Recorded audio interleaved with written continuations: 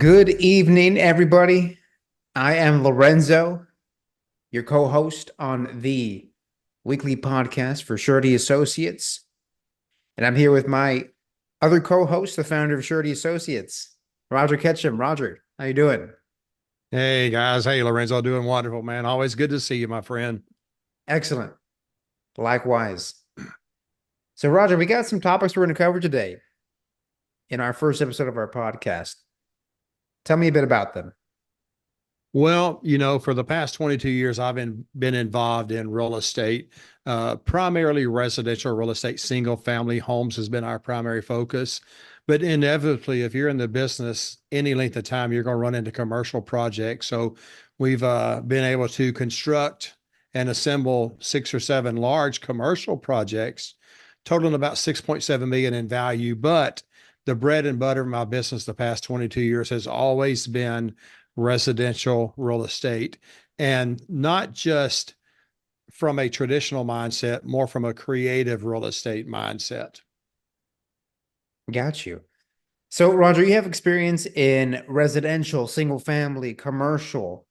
Now, I'm sure that you can tell us a lot more about everything that you have experience in regarding real estate. Um, Considering that this is the first episode where our viewers get to learn about you, how about we start off with a bit of your backstory, a bit about who you are and the man you are. Just tell us a bit about you. Yeah, you bet. Well, I'll be 60 next year, married to my beautiful bride for 36 years. 22 years ago, I began in this business. I was about 38. And at the time, I was working a full-time job from 7 to 5. I also had a paper route living in East Texas, had a paper route for the Longview News Journal.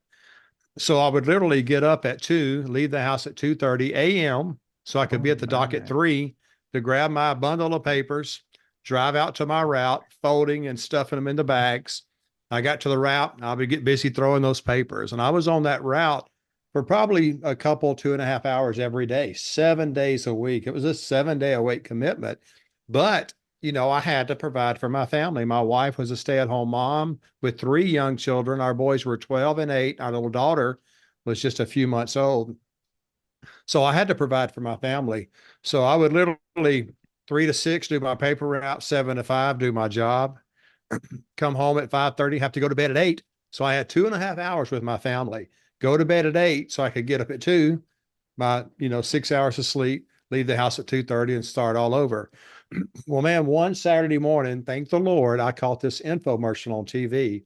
And it was a promoter, ended up being one of my personal mentors. His name is Ron LeGrand out of Jacksonville, Florida. And he was selling these 6 cassettes you could get for $69. So I said, well, heck, I'll order these 6 cassettes. And so I ordered these cassettes and they came in. I popped them into my tape deck of my truck to kind of give you an idea of where audio technology was 22 years ago.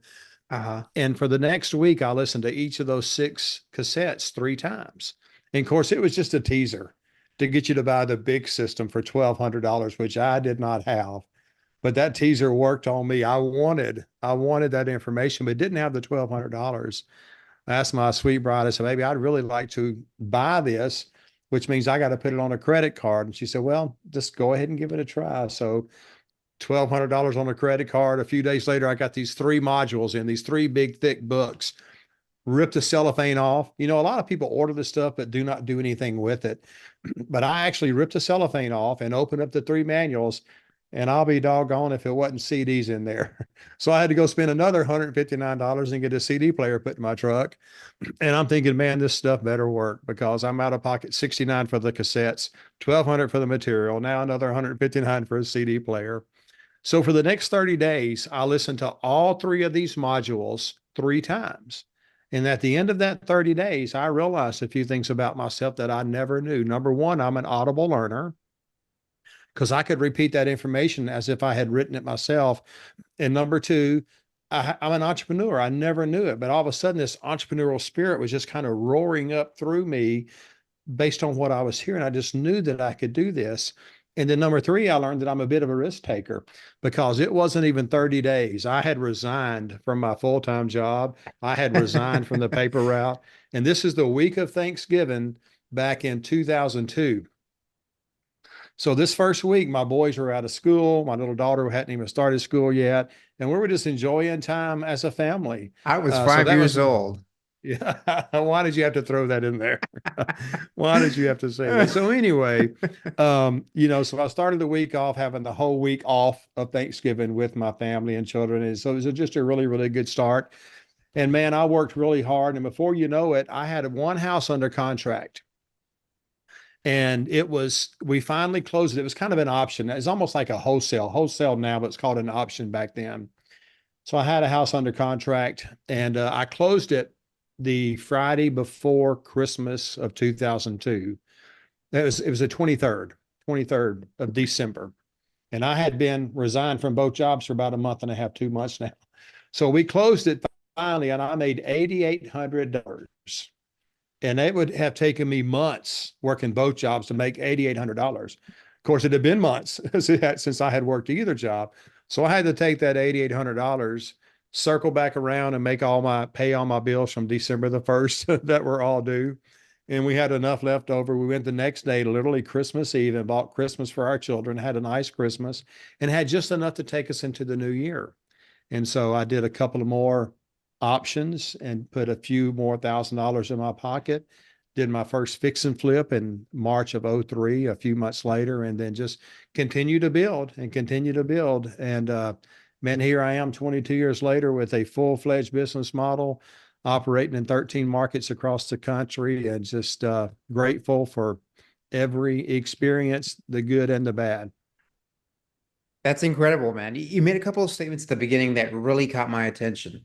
So the first one was that you started this business when you were 38 years old. And I'm pretty sure there's a Mhm. lot of people listening to this that may be thinking to themselves, what if I'm not young enough to do this?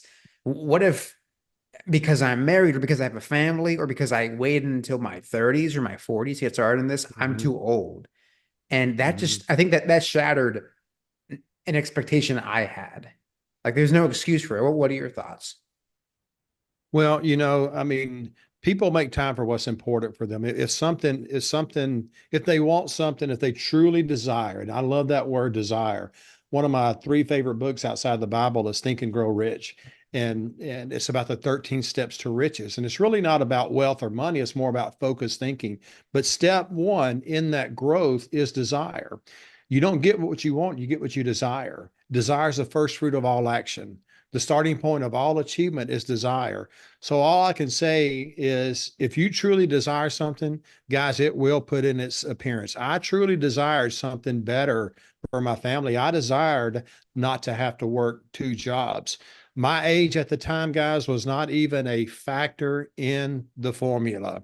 I just knew that I wanted to do something. I just knew in my heart that I was capable of so much more than working for someone else. So we all have that little voice in the back of our head that's kind of a naysayer, and sometimes it's good. It kind of checks our conscience and keeps us in check, so to speak.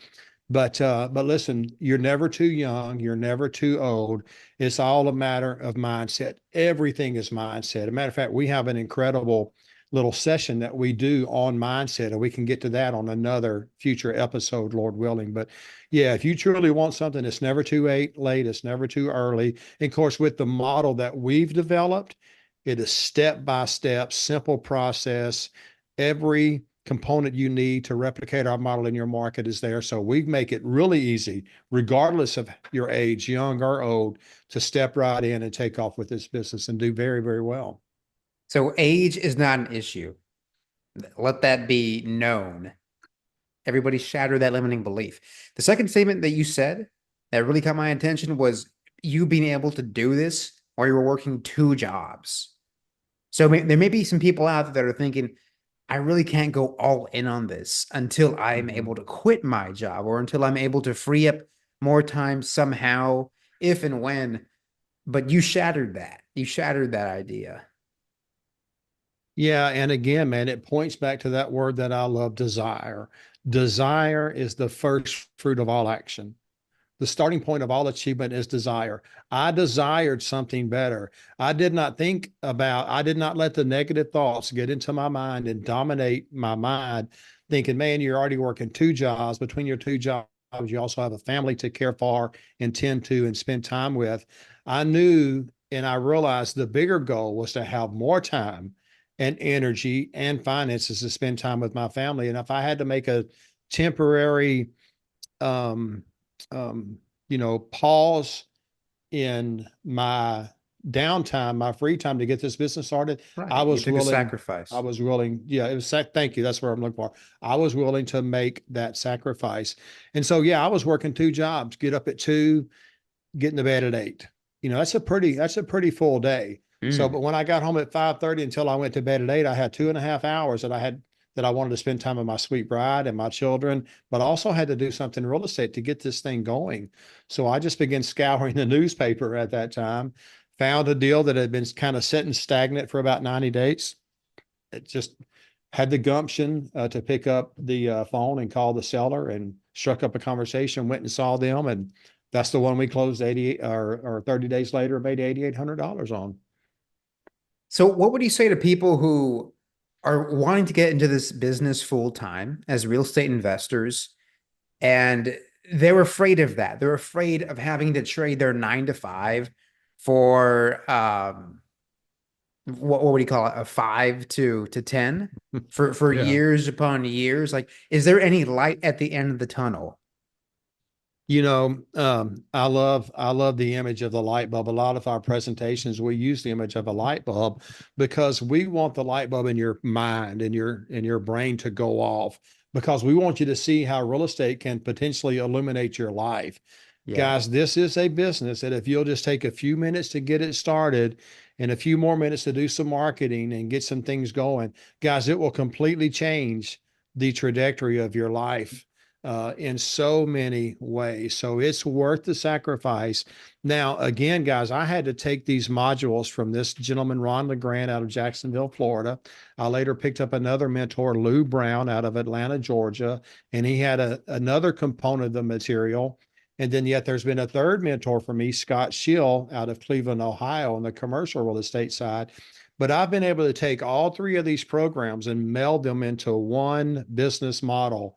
And again, guys, everything step by step, every component you needed, we have available. I mean, literally step by step. One of our taglines is, are you interested in real estate investing but stuck on start? Is it the start that stops you? Well, that's where we come in. No longer be stopped by that start, guys, because we can get you off go and get you going in the right direction. Again, step by step processes, every single component that you need. I love that, brother. Thank And you. before we dive into the subject of real estate, there's one more statement you made that really caught my attention. And I believe it's important that we touch on this. How has faith played a role in your journey as an entrepreneur? Because you mentioned that multiple times. Yeah. Well, I absolutely am a man of faith. Love the Lord and grateful for every good gift that He's given me and my family, and grateful for the gifts and talents that He's given me and each of us. We're all gifted in a very unique capacity, and we can either use those good gifts for selfish gain or for God's glory. So, matter of fact, I got an alarm going off here. They'll get it. They'll kill It's it. all Staff will right. kill it in a second. So, faith is actually one of the 13 steps to riches in the book, Think and Grow Rich. It may be step number 2 or 3, but faith is mixed with desire, guys. You're unstoppable at that point. So faith is a very, very important component to me. And guys, you have to have faith in yourself. You have to have faith in the giftings that you received from the Lord, and you put all that to work for His glory and for His honor. And so for us, guys, we're very serious about that. Um, we give the Lord our first fruits because the area that you want the Lord to bless you is probably the same area you need to honor Him. So if you want the Lord to bless you financially, honor Him with your finances. And I'm just living testimony to that work. So thank you for asking that. Thank you for picking up on that. As a man of faith, I appreciate you sensing that. And that's a subject we could get started on and talk about. That's one subject I love probably more than real estate. It will probably have an entire series dedicated to that in I life love and it. in business. Look Yeah. forward to So that for sure. so this is great. We're just touching on a lot of the topics that are important to both you and myself. And we're getting to know each other a bit. I mean, I know you, you know me, but the audience is getting to know you. They really Yes. want to get to know you. They want to get to know Thank me. you. So I'm glad that we're touching all these topics. So Roger, the business model that you're in real estate, but you've carved out this niche for yourself. It's not just like fixing and flipping or wholesaling or but it's a specific model that you have developed from multiple mentors that you've met over the years. And I Hmm. see that in the background. Create wealth in real estate without creating debt. What does that mean Yeah, to you? And there how you does that go. tie There you into go. your specific model? Yeah. Well, so what we do, we are not traditionally minded real estate investors. We are creative real estate investors. Matter of fact, we call ourselves transaction engineers. So what we do that's so different, number one, up here, create wealth in real estate without creating debt. Guys, we can show you how you can create wealth in real estate without having to go into debt. In other words, you don't have to pay 20% down. You don't have to sign a note with the bank or the mortgage company, tying up your credit, putting yourself in debt. We can literally show you how to create wealth in real estate without creating debt through creative real estate investing strategies. And there's a number of those. And then there's a number of those that we have mastered and that we teach and can help others do as well. I love that, man. So I have some notes here. Creative real estate investing. Could you give us a general overview of that industry? Yeah, so last year, summer of 2023, there's matter of fact, the largest group of independent real estate investors like you and I across the country. Their name is Connected Investors. So several 100,000 of guys and gals like all of us.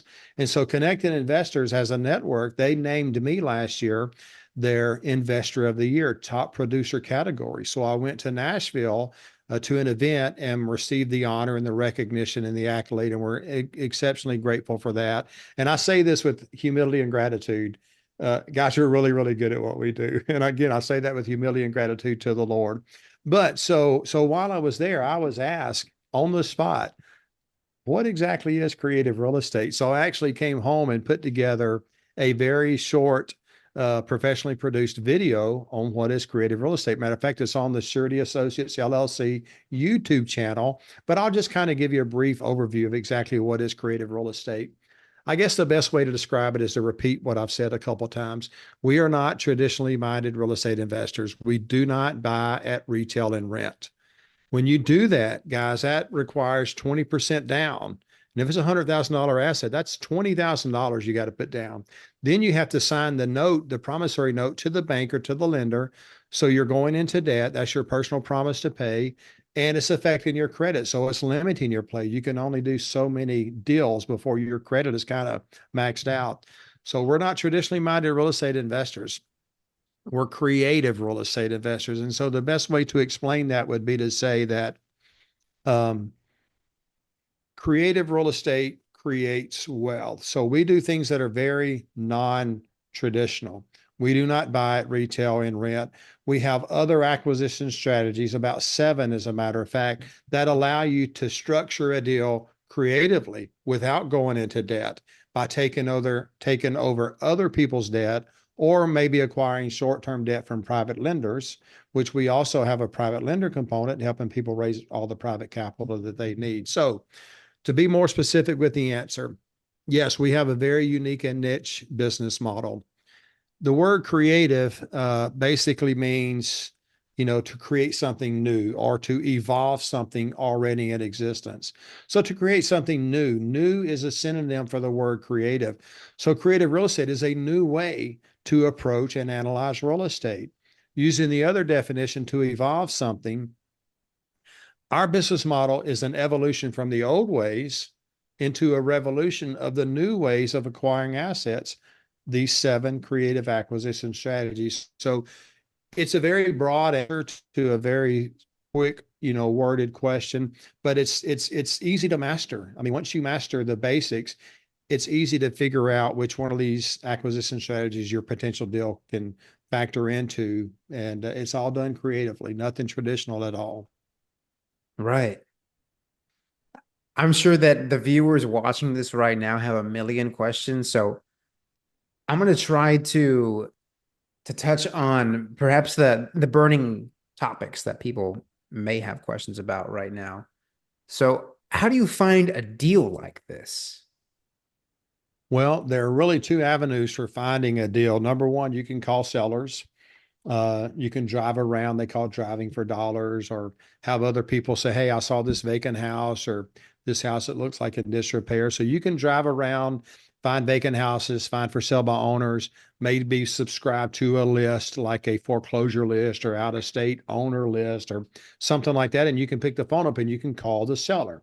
And let me tell you something, guys, there is nothing that will turn you off quicker to this business than calling unmotivated sellers, because it doesn't matter what you say. It doesn't matter how eloquently you say it. This is all the seller hears. Hey, I'm an investor. I'm here to steal your home. That's all they hear. When you say I'm an investor, they think, oh, this guy's trying to steal my home. He's just interested in a lowball cash offer. It's the So their worst way to defenses start the go up. relationship. Yeah. Yeah. Yeah. Their defenses go up and your chances go down. But when you get motivated sellers calling you, man, you have call dynamics working in your favor. It completely changes the dynamics of the conversation when the seller calls you, because they called you hoping that you have an answer to their real estate problem. And so that's what we do, guys. We teach within our model and modules. We teach you how to market to get motivated sellers calling you. And you'll hear me say this 100 times if we start hanging out more together. If you want people to call you with houses for sale, you must first let them know you are in the house buying business. They call us, changes the dynamics of the conversation, and you're on your way to your first deal. Okay. I'm curious. Can you tell us a bit about your first creative deal? Like, what were some of the benefits that you received from it? Like just the numbers, the story. Well, we're close to probably 200 residential deals and maybe 6 or 7 commercial deals, but I could almost cite for you every single one of those 200 deals. I know Wow. my first one. Obviously, I know my first one. It's the Yeah, one let's I talk referred about to it. earlier where we made $8,800. So I had just started. I was Oh, working my paper out, my full-time job, scouring the newspaper under the for sale, real estate for sale section. This is back when newsprint was in full force. Matter of fact, I was throwing some papers for the Longview News Journal and got the lead from the Longview News Journal. Just an extra paper I wound up with on my paper route that day. Maybe someone didn't get a paper, but I wound up with it and saw this house. So anyway, I had tracked this house for about 30 days and noticed that nothing was happening. It was still there. The price kept inching down a little bit over the past 30 days. So I called the seller, and it was a single lady, and she was a deputy sheriff with Gregg County. She had a really nice house in a really cool neighborhood, an older neighborhood, but super, super nice. And this is in East Texas, in Kilgore, Texas. And she was asking 125 for this 3 bedroom, 2 bath with an in-ground pool, brick house. I mean, it's a super nice house. She was selling it. She was just needing to downsize. Again, a Hmm. single mom, deputy sheriff with Gregg County. And so one of the only things I knew at that time was just to see if I could put it under contract and then sell it to someone else. Again, it's called wholesaling now. It was called options back then. So I went and spoke with the seller. Her name was Mrs. Bird. I said, Miss Bird, you're asking 125. If I could pay cash and close quickly, what would be the least you could accept? I thought she might say 120, maybe 118, but she said 106. I thought, wow, that's a pretty Wow. good discount. So she came down, what's that? 11, no, wait, yeah, $11,000. Is that right? No, you do the math. Wait, so One, she had it listed for 125 and 125 and came down to 106. So what's that? $19,000? Yeah, she came off correct. $19,000. Is that right? Yeah. So I Hmm. was really surprised she came down that low. So I said, well, listen, I'd like to put your house under contract for 106, and I'm gonna see if I can sell it. I'm gonna option it. I'm gonna come in beside you. I'm gonna see if I can sell it for more. So if I bring a buyer in, we both win because I'm gonna pay you the 106 and I'll make a little spread. If I don't bring a buyer in, you continue to market at 125. And if you bring a buyer in, you win. Either way, you win. So back then, mortgages were a little bit more free flowing, and the government had programs like Neighborhood Gold and a Marriage Ring where you could pay someone's down payment. You could buy a grant and pay their down payment. So I offer this house for sale for 125, zero down, zero closing. Zero down because I was going to buy a grant for the down payment, zero closing because I was going to pay the closing costs out of my proceeds. Sure enough, I found a couple moving in town. The guy worked for Safety Clean. He was being transferred to Longview, Texas as a manager. Then we put it under contract for 125. went through the loan approval process. He got approved. Minus my 106, I've got 19 grand. I bought a grant, paid his down payment, covered his closing costs, and still made $8,800. I did not have a dollar in the deal, just a couple of hours of my time. And I put a sign in the yard and just did a little bit of negotiating. But that was my first deal. And I can remember negotiating this thing with the seller and with the buyer. I had no idea what I was saying most of the time. And I had cotton mouth, and you get those little that white on the side of your lips. I mean, Uh-huh. I'm sure I said everything wrong, but somehow, thank the Lord, that deal manifested and closed, and we made $8,800. And it would have taken me months working both jobs to make that much money. So just did an option on a small property for 125 and cashed in. Roger, you are such an effective communicator. It's hard to imagine you fumbling your words, but Man, that's look that's here. 22 years ago between Yes, then and yes, now. yes. Absolutely. I just lost one of my Right. production lights, which means I may lose the other one, but it's the middle of the day, so we're in good shape. Yeah, Yeah. it's none of us, we don't know what we don't know. I was really ignorant to real estate back then. And guys, ignorance is not a bad word. Ignorance is just lack of knowledge. I mean, we don't know what we don't know. Foolishness is the rejection of knowledge. Ignorance is a lack of knowledge. I was just ignorant. And trust me, I stumbled, spit, sputtered, stuttered my way through it to an And that's how you $8,800 start. paycheck. That's how That's how everybody you start. starts. Yeah. Yeah. And But you yeah, start with us, you have me. I'll make those calls with you. I right. will do everything with you until you're comfortable doing it. So, but yeah, that's where we all start. And I think I can speak for a lot of people listening that analysis paralysis can get the best of you. Like maybe you're aiming for perfection with your first call you're going to have with the seller, with an agent, with somebody in the business. And because of that, you keep on delaying the work that's necessary to see the results you want, which is getting a property and contract. I mean, you just took action. You had no experience in sales in real estate, and then you got this property and contract within just a month of jumping into the game. Yeah, you said something, the key word there. I mean, key word, I took action. I mentioned a while ago, one of my three favorite books outside the Bible is Think and Grow Rich by Napoleon Hill, where step number one is desire. One of my other three favorite books outside the Bible is The 7 Habits of Highly Effective People by Dr. Stephen Covey. And those 7 habits, habit number one is be proactive. Guys, you have to be proactive. People make time for what's important to them. And if this is important, guys, and you take action mixed with desire and you add in some faith, yeah, you're going to do well. And tolerate risk. That's right. You're That's right. right. Right. And again, I mean, we have taken this and given you a step-by-step plan, and I hold your hand throughout that plan, help you with the phone calls. I'll talk with your sellers, buyers, private lenders, agents, brokers, as many conversations that we need to have together, and I'll take the lead with you on the call until you're comfortable doing so. So we're making it so much easier, so much more achievable based on what we've put together. And we've thankfully have a lot of clients and customers and affiliates that are proving us right. I love that, man. So that was your first deal. And wait, you did not get on title with that deal, right? It was just an That's option. correct. That's Okay. correct. So you basically brokered the transaction. Can you tell us about your first creative deal which you purchased, where you got on title? Yeah, yeah, you bet. So again, this one we just finished talking about was in December of 22. Hmm. So we had just enough money from that $8,800 after we went back and paid our December the 1st bills, Hmm.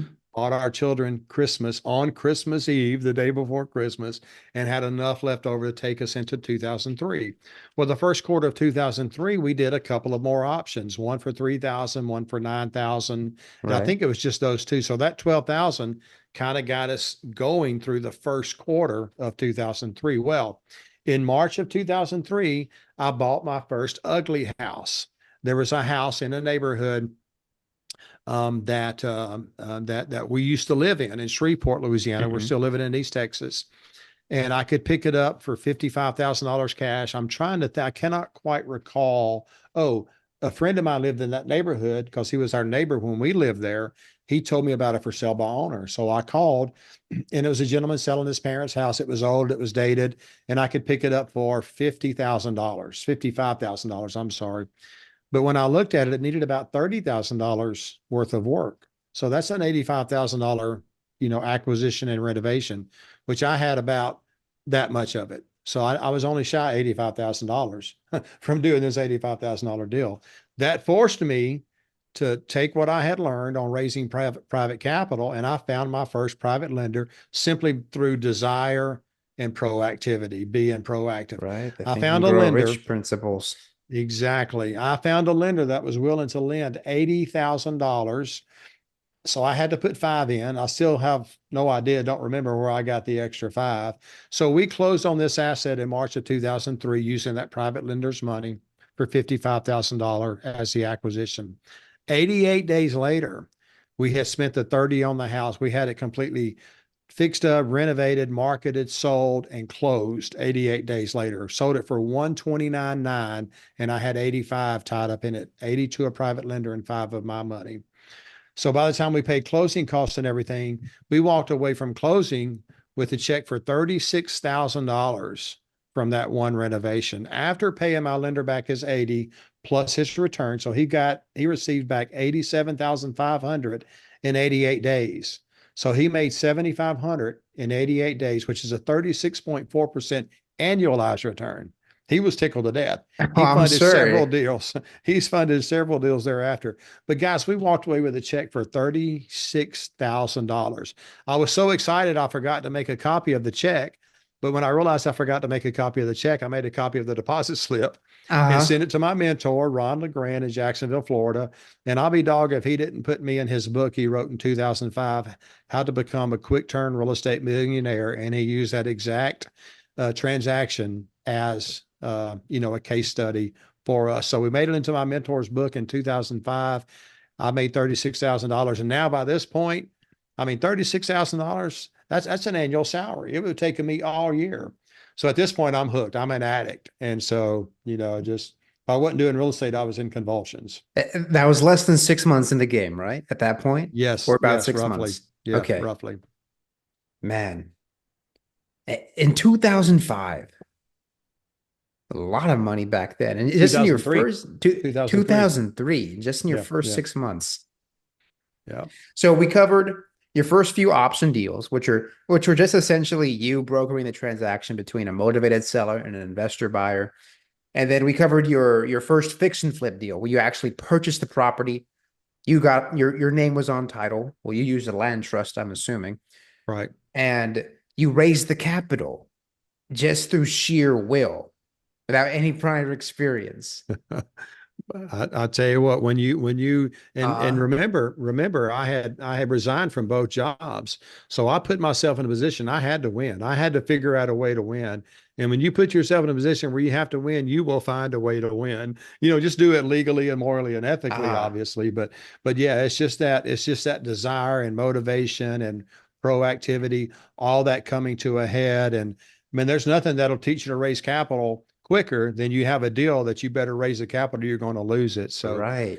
yeah, we just got busy and flapped our gum and met people and talked to people. And before you know it, it came together pretty well. This is getting juicy, man. I can't Mhm. wait to hear about your first creative deal where you buy it and you hold on to it long term because Right, there's a right, really right. interesting process you got there. And that's something that we could talk about in a day in the future, a later day, or we can dive into that right now. What would you like to do, Roger? Let me give you just a little bit of a teaser on that Yeah, let's same do house. that. Okay. On that We'll do same that. house, Uh-huh. this gentleman that had bought it, his name was Mr. Richard.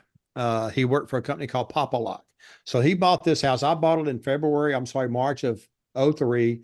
88 days later, had it fixed up, marketed, sold, and closed. So Mr. Richard and his wife moved in that 90-day mark. So March, April, May, June, roughly in June.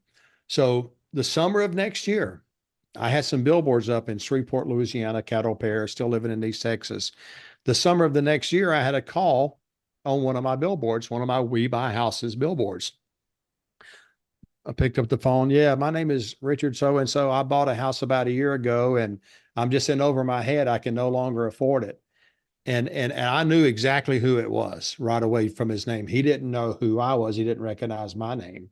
So I knew it. I said, "Oh my gosh, this is Mr. Richard that bought the house that I renovated. He's talking about the house that he bought from me that I renovated." So I know the house really, really well. We just spent $30,000 on the renovation. Well, he could no longer afford it. He was current on his payments. He could no longer afford it. He wanted to get out from up underneath it, but he didn't have enough equity because he had just bought it a year ago. He hadn't paid down the loan, didn't even have enough equity to hire a realtor. And I had just learned a new strategy called subject to, where you acquire the asset subject to the underlying debt remaining in place in the seller's name and with the seller's lender. So I decided I would try it out on Mr. Richard. I said, "Mr. Richard," I said, you don't have enough equity to hire a realtor. I said, "I can't pay 123 for something worth 130. I mean, by the time I factor in closing costs, I'm gonna be in over my head." I said, "But what I can do, if you're just trying to get up from underneath the debt and the monthly payment and move on with life, why don't I just step in, acquire it subject to?" We had a quick conversation on what that is. "I'll just step in and start making those monthly payments and continue to do so until I get the house sold." He said, "Roger, that's all I need. If you'll just do that for me." So we put together a contract and we signed remotely. So he still to this day doesn't know that he sold it back to the same guy that he bought it from, because I owned it in a trust. He bought it from a trust, not from me. So we put that deal together, guys, and I took over that debt. I got that house back at 123, sold it this time rent to own for 135, got $10,000 down. When you Now the say seller took owes over me. that debt, do you mean that the debt went under your name, or did you just service the debt? Yeah, thank you. So I took over his debt. His debt remained in place with his lender and in his name. So I didn't sign for the debt. I'm not personally obligated. He is, but I'm making his payment. I own the house. He deeded the house to me, so I own the house through the deed, but he still owns the debt through the note. So I took over that debt, put it on the market for 135, got $10,000 down, X amount a month. I think I made about 135 or $150 a month positive cash flow until I got my buyer qualified. So I bought and sold that house twice. One time as a cash fix and flip, and the second time I took over the debt that my seller had created when he bought it from me, a year ago. So yeah, it's Right. that was a cool deal. I kind of double dipped that house and made a little extra money off of it. And heck, I'd buy it back today if it was available. That's awesome, man. How do you protect yourself from the due on sale clause?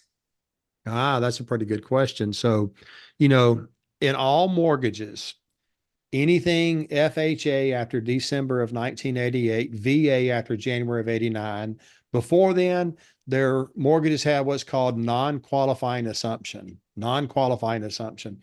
You could basically just send your name and phone number. This is back before email addresses or even a thing. Send in your name and phone number and address to the mortgage company, and they would just switch the note to your name. You didn't have to qualify. They would just start sending the payments to you. You've taken over the debt. You've assumed the debt, didn't have to qualify, non-qualifying assumption. So before January of 89 and Hmm. December of 88, you could do that. Now, all loans are still assumable, but with qualifying. So there's no longer any non-qualifying assumptions. Now they're qualifying assumptions. Right.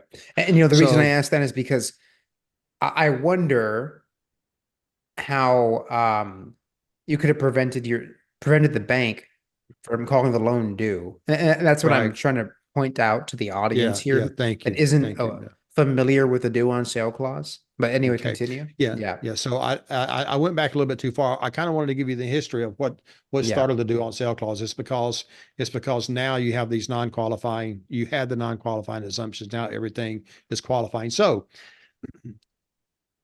before then, guys, if you were to deed me your house, Lorenzo, the bank doesn't know me. They didn't qualify me. So if you transferred your house from your name to my name, there's a clause in the mortgage nowadays, again, after December of 88 and January of 89, there's a clause in the mortgage now called a due on sale clause. And if you were to transfer your mortgage to me, the bank doesn't know me. They didn't qualify me. They don't know that I'm going to make the payment. So that gives them the right. That due on sale clause gives them the right, but not the obligation to call the entire loan due, because you just transferred it to someone that they don't even know, me. Right. But in 1982, as part of a bigger Depository Institutions Act, The Garn-St. Germain Act was introduced to Congress, and the Garn-St. Germain Act of 1982 would allow sellers to put their property into trust for asset protection or estate planning without violating the due on sale clause. So this was a way that the seller could deed their property away into a trust without violating the due on sale clause. So we then begin to acquire everything in a trust. We would create a trust for the buyer, I'm sorry, the seller. They would deed their property into the trust. Now they're under the federal protection of the Garn-St. Germain Act of 82. A few seconds later, they assign the beneficial interest of the trust to us. So now the trust owns the property and they have a veil of protection against the due on sale clause, but we own the trust. So that trust gives us the element of privacy, asset protection, anonymity, and it doesn't trigger the due on sale clause. So the land trust is a very, very powerful tool, the most powerful tool that I've ran across since I was introduced to it. And again, that's one thing that we teach very heavily. That's one of our 4 foundational pillars: buying, Right. selling, borrowing, and protecting through buying in a land trust. And I'm sure that people watching this have a million questions about how to execute a land trust. Like who should be Mm-hmm. the beneficiary, who should be the trustee, who writes up the trust, and just the list goes on of little questions. But Mm-hmm. that's why we have what do we have to help people with again, Roger? Yeah, Want to do we want to have do this? we have a complete system, guys. We have Yeah, an expansion model. If you'd like to own a full business model in your geography, and you can operate a protected territory in your geography, or it doesn't have to be where you live, anywhere you want to do business, or someplace that you hope to retire to, you can begin acquiring assets in that area. So we have an expansion model, which is a full business model, or we have educational modules where you can just learn the right. basics of the business. But Right. Our again, online we community. have, yeah, the online community. That's a great little thing that we've got going there. And it's a great way that we can transfer information back and forth face to face and have a really good time doing it, teaching people, helping them, seeing their excitement as they get going. And guys, we teach everything. We take you through the 3 barriers to entry into real estate investing. We share our 4 foundational pillars. We share our multiple acquisition strategies, uh, multiple exit strategies to maximize your profit, the full business model, guys. Awesome. Where can people go to learn more about Yeah, so our system, obviously our we have platform? Yeah. yeah. Thank you for asking that. We have a website, suretyassociates.net, SURETY, suretyassociates.net. That will take you to a landing page. On that landing page, we have 4 subheadings or sub sites, so to speak. One of them is our acquisitions, where we buy. One is our assets that we own that we're selling through our STEP home ownership program. One is for our private lenders, how we raise our private capital. But the one they'll want to look at, again, suretyassociates.net, then you click on Surety Academy. Surety Academy will give you all the ways that you can learn the different ways that you can get involved with us. Suretyassociates.net, and then click on Surety Academy. Right. We are approaching 45 minutes, my man. Where do you want to take it from Uh, here? Time flies when you're having fun. Well, I'm Time sure that sure I does probably, fly. We I'm could sure keep that on I've, going for oh twice as long, man. honestly. Yeah. And it gets even better as we get deeper into the model. Yeah. But, I think for now, man, I have kind of a monotone voice and I realize that. So I I've been known disagree. to, I've been known, well, it's the excitement of the business model that keeps people engaged. It's certainly not Right. my inflection of my voice, but I mean, I could keep going forever, but I bet we've probably either bored or given people plenty to talk about. So, man, I cannot wait till we get together again and we can just continue this conversation and dive deeper and deeper. And guys, the deeper that you dive into this, the more you're going to be excited, the more you're going to love it. This is a business model that will absolutely take control of your emotions in the very best of ways. I love it, brother. Well, let's save some nuggets for the next episode. Sounds In good to me, that my friend. case. Good to see you, Lorenzo. Thank you. All right. Likewise, brother. You have a good night. Bye bye.